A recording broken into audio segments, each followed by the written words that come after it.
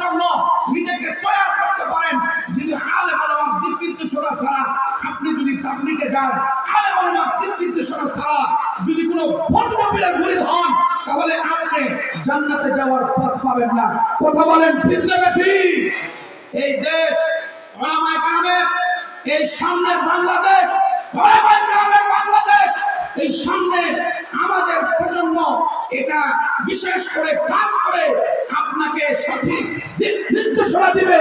কোন জালেম, কোন খুনি, কোন স্বৈরাচারী যদি আপনি দোষর হয়ে আলেম ওলামার বিদ্বেষী করেন, ওলামায়ে কেরামের বিরুদ্ধে কথা বলেন, আপনার অবস্থা, আপনার এই দেশে সুখ শান্তিতে থাকার সুযোগ নাই, আপনাকেও পালাইতে হবে। কথা বলেন ঠিক না ঠিক?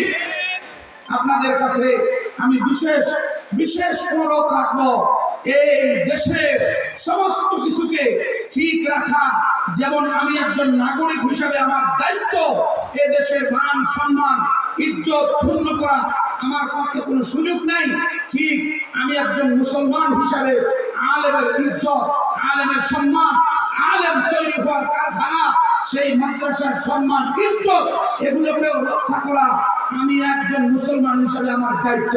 কথা বলেন ঠিক না ঠিক? এটা আমার আপনার দায়িত্ব। আপনি যদি এটাকে সংরক্ষণ না করেন, তাহলে আপনি মুসলমান হিসেবে নিজেকে পরিচয় দিতে পারবেন না।